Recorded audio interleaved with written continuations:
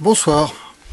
Alors là je vais vous montrer une petite vidéo, c'est un petit montage que j'ai fait avec un tube type ECC 83. Donc l'ECC 83 c'est quoi? C'est une double triode. Voilà.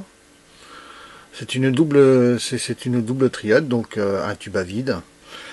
Et donc normalement ces petits tubes là, 250 volts de tension de plaque, si je me trompe pas, 6 volts de tension de chauffage. Sauf que moi le CC83, la tension de plaque n'est que de 12 volts. C'est-à-dire que même Philippe est sûr qu'avec une tension comme ça, il sera sûr de ne pas se prendre un coup de bourre. Donc voilà, c'est j'ai fait un style de récepteur galène. Sauf que le CC83, là, je l'ai monté en ce qu'on pourra appeler en superdiode. C'est-à-dire qu'en fait, une partie de cette triode-là sert au niveau de la détection, et l'autre partie qui sert de préamplification BF. Avec de la récup, parce que j'ai que de la récup, là-dessus, et bien j'ai fait un petit récepteur grande onde. C'est pas non plus le super poste de radio, disons qu'il tient plus du poste à réaction que de la super hétérodine. Je vais vous montrer l'engin de torture. Voilà, donc le récepteur se compose en fait de 3 bobines. Il a 2 bobines. Bon, comme elles sont fixes, toutes les deux, je les ai mis sur des petites sur des petits supports bananes. Voilà. Donc je les ai mis sur des petits supports bananes. Elles sont rapprochées le plus près possible. Parce que je n'avais pas si vous voulez, je n'avais pas de support mobile. Ici une partie, donc pour éviter d'avoir une antenne de 40 mètres de long perchée sur des toits de baraque. J'ai un bobinage avec une ferrite que je coulisse dedans, donc il me sert d'antenne. Ici j'ai un bouton, donc en dessous il y a un petit préampli voilà, la ferrite qui se la cerise. Ici là c'est juste un petit préampli, c'est juste un préampli d'antenne. Donc ici le câblage, je vais vous montrer tout à l'heure le schéma. À l'intérieur ici un condensateur à air que j'ai récupéré sur un vieux poste à lampe. Donc un condensateur double cage. Voilà. Donc ici tout le câblage. Et comme je vous disais, ici le petit module, mais c'est juste un module de préampli d'antenne. Hein. C'est pas du tout un récepteur, c'est juste un préampli d'antenne. Qui peut aussi bien servir pour les grandes ondes courtes. Là en l'occurrence en grandes ondes, puisque c'est un petit récepteur qui oscille sur la bande des grandes ondes, c'est-à-dire entre 150 kHz en gros et 290 kHz. Voilà, donc j'ai fait ça sur une petite boîte. Je vous cache pas, ça fait un bout de temps que j'avais fait ce petit montage là. Donc on va faire un petit essai. Donc je vais remettre mon ECC 83 en place. Voilà, ma super alimentation. Donc là ce coup-ci, pour le coup, je l'ai mise sur le côté, je l'ai pas mise au-dessus de mon oscillo, ça savait pas. Hier j'ai fait un essai, un membre du groupe me l'avait fait remarquer que mettre l'alimentation au-dessus de l'oscillo, c'était peut-être pas une bonne chose à faire. Les deux en route, ça posait pas trop de problème. Par contre, dès que j'ai éteint l'oscilloscope, il y a tous les relais de l'alimentation qui se sont mis à battre dans tous les sens. Donc c'est pas très bon. Ça m'aurait enquiquiné de désquinter un de mes deux appareils quand même. Surtout que bon, l'alimentation est toute neuve. Ça aurait été dommage quand même. Donc, deux alimentations indépendantes, hein, là je l'ai mis en mode indépendant. Une alimentation en 12 volts. Donc 12 volts pour le tension de plaque, des plaques de l'ECC 83 et aussi bien pour l'alimentation du petit préampli d'antenne. Et 6 volts pour la tension d'alimentation chauffage lampe. Donc on va mettre en route. Et puis bah, je vais vous montrer ce que ça donne. Alors je l'ai mis, j'ai mis sur un petit poste de radio là, enfin sur un poste de radio qui fait CD et qui a aussi une entrée auxiliaire. Alors je vous préviens, pour sélectionner une radio c'est un petit peu sport, mais ça fonctionne très bien. J'ai quand même un confort d'écoute relativement appréciable. Alors deuxième chose, ici là j'ai une deuxième ferrite, c'est aussi de la récupération, c'est une ferrite qui a été sur un cordon d'alimentation. Et vous allez voir que bah, cette ferrite là, elle sert aussi pour amplifier aussi encore le signal. Donc on va mettre en route. Alors on va déjà allumer l'alimentation.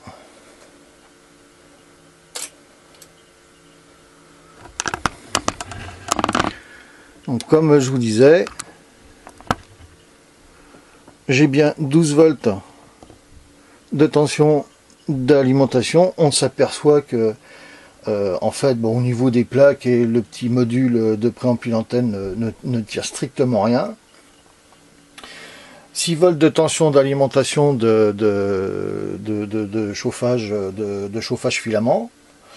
Et là je m'aperçois que j'ai une consommation de 270 mA pour 6 volts. Donc, dans un premier temps, je vais insérer déjà la ferrite, la première ferrite sur mon bobinage d'antenne.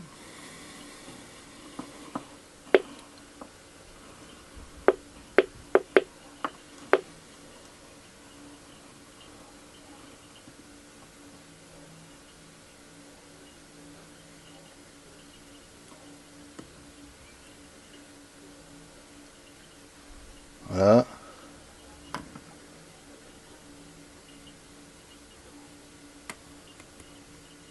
Et là on s'aperçoit qu'il n'y a pas grand chose.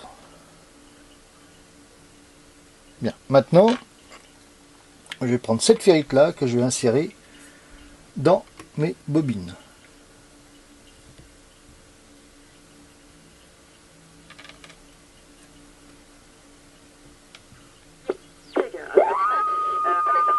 Vous allez sur le site, vous choisissez votre papy ou votre mamie.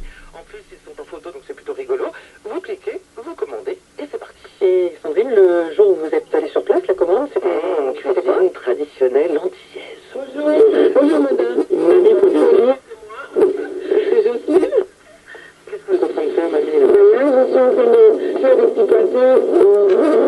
Je fais bouillir de l'eau, c'est ça? Oui, on met de l'eau à bouillir. Jocelyne est au fourneau et ce mot, le bout d'un crayon, un peu de tout. On s'accroche pas mal quand même. Hein. Pas beaucoup. Quand je peux, je viens.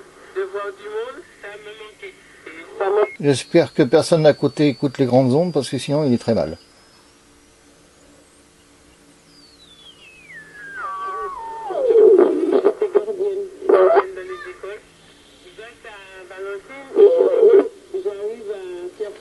Parce qu'avant, on peut descendre dans le fond. Bonjour mamie. Bonjour. Il faut dire. Et voilà Robert, comme les autres, cherche un complément de revenu, mais pour cet ancien cuistot de l'Assemblée nationale, venir ici est aussi une affaire de transmission. Je ne veux pas commentaire, dit-il, sans avoir transmis ce que je sais faire. Et voilà. La vraie cuisine, pas la cuisine. Donc ici, là, je suis sur France Inter. Non. Ce qui me fait du bien, c'est... J'ai du mal à recevoir les autres stations. Ça doit venir des bobines, très certainement. Voilà. Je ne veux pas rester enfermé chez moi. Non, non, non, non. Mais enfin déjà, Je veux me sentir utile. on voit qu'avec une tension de plaque de 12 volts, Je ne suis pas délaissé. 6 volts de tension d'alimentation de chauffage lent. Un zeste de solidarité, une bonne Voilà, ça fonctionne. Ça fonctionne pas trop mal. Valentine et Johanna commencent à sentir très très bon. Les clients nous disent que ça leur rappelle leurs propres souvenirs d'enfance, les recettes authentiques qu'ils pouvaient manger chez eux. Vu que c'est une grand-mère qui a préparé... 50 personnes en CDI d'ici à la fin de l'année en France, dans ces 4 centres de distribution de l'Hexagone, dont celui de Montélimar, dans la Drôme. Mélanie Tournadre. 150 emplois en CDI pour ce site montilien. Certains ont déjà été embauchés depuis janvier, d'autres le seront d'ici la fin de l'année. Et ça concerne des postes très variés dans la logistique, l'informatique ou encore la maintenance. C'est une année record pour Amazon en termes de création d'emplois parce que la demande est toujours plus forte. Ronan Bollet est le directeur des opérations France. La demande des clients continue effectivement à augmenter, basée sur cette sélection très forte de 200 millions de références. La croissance est encore plus au rendez-vous qu'attendu. Ce centre de distribution de Montélimar est spécialisé dans les produits appelés médias, comme les livres et les DVD, et il bénéficie du développement du réseau Amazon en Europe. En Europe, c'est le seul qui... Voilà, alors ici, là, j'ai coupé l'alimentation au chauffage. Donc on voit que là, ça ne détecte plus rien du tout.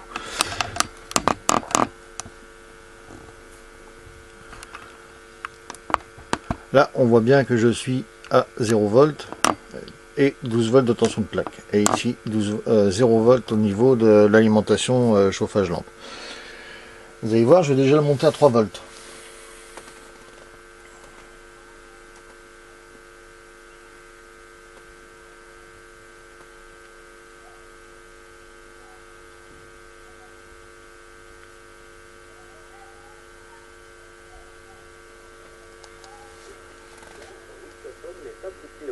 Et au contraire très atlantiste.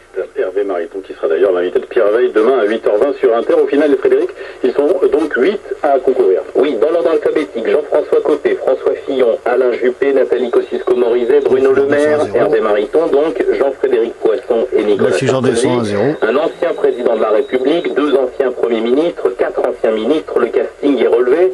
Justement, cette primaire ne sera-t-elle qu'un casting ou bien un vrai débat programmatique? Tous les candidats souhaitent réduire la dépense publique et les impôts, revenir sur le 35 ans. Là, je vais voir à partir de quelle tension elle commence à travailler la lampe.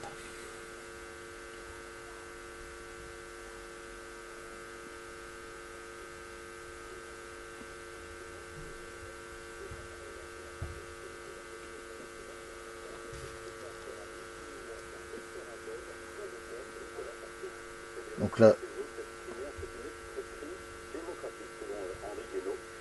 conseiller de Nicolas Sarkozy qui se lance donc dans la course à l'Élysée directement. Il espère rassembler 500 signatures d'élus pour se présenter, même s'il se dit sans appareil et sans moyens. À gauche, on compte pas mal sur la tête de l'UMA depuis aujourd'hui. 2,2 volts de tension de chauffage, déjà on commence à voir qu'elle commence à détecter quelque chose. Une candidature commune de toute la gauche non gouvernementale. Hamon, Lindemann, Duflot, Jadot, ils vont d'ailleurs tous passer monte à par 3 volts. Et le porte-parole du PC, Olivier D'Artigol, relaie cet appel au secours à Jean-Luc Mélenchon, au micro de Laurence Perron. Oui, on a besoin de casques bleus. Cette rentrée politique sur toutes les forces de gauche alternatives au fiasco du quinquennat Hollande. Et en effet, Pierre Laurent, tout au long de cette de l'UMA, est celui qui peut parler à tout le monde. Est-ce que nous ne pouvons pas, alors que la droite va décider fin novembre de son candidat commun? Donc déjà, ça prouve qu'il y a déjà 3 volts de tension d'alimentation de chauffage. Elle fonctionne très bien. Avec Hollande, tel autre qui va faire son dernier Olympia, tel autre qui aimerait préparer l'avenir. Il faut assumer nos responsabilités. Avant, il y a quelques années, on était en capacité à tour de bras de distribuer de l'humain d'abord. Ce que nous avions écrit dans ce petit fascicule est d'une extraordinaire modernité. C'est une très grande actualité. On ne veut pas de la 5e République, on ne veut pas de la présidentielle, on ne veut pas la personnalisation outrance de la vie politique, on veut du commun, on ne veut pas dire je, on veut dire nous. Allez, Jean-Luc, allez, on y va. Là, je suis... et de la fonction publique sous Raymond Barre. Son nom restera associé à l'affaire des faux électeurs du 3e arrondissement de Paris, dont il avait été maire, relaxé finalement après 17 ans de procédure. Jacques Dominati avec 89 ans. Il est 19h12 sur France Inter, la suite du journal Sébastien Paour. Ça n'était pas un tremblement de terre, mais bel et bien un nouvel essai nucléaire, le 5e de la Corée du Nord, le 2e en un an et sans doute son plus puissant au regard de la secousse, et cela le jour même de l'anniversaire de la fondation du régime de Pyongyang. Là, je vous prouve bien que c'est bien lui qui fonctionne. À une émission spéciale à la télé si je change à une levée de bouclier du Japon aux États-Unis. Séoul s'inquiète de l'inconscience maniaque de Kim Jong-un. La position et le Conseil de sécurité des Nations Unies se réunit en urgence et à 8 La Corée du Nord, c'est ce qu'elle veut et cela depuis longtemps. Ah oui, les Nations Unies vont prendre une nouvelle série de sanctions, ce sera la 6e, et on se demande bien ce qui peut encore être sanctionné, tant la communauté internationale a déjà serré la liste, les dernières mesures ayant consisté notamment à placer sur la liste noire le leader nord-coréen lui-même, après avoir ciblé tous ses proches, voilà, toutes les agences gouvernementales et toutes les institutions du régime. Bon, et bien, je vous remercie d'avoir regardé la petite vidéo. Et puis, à une prochaine fois.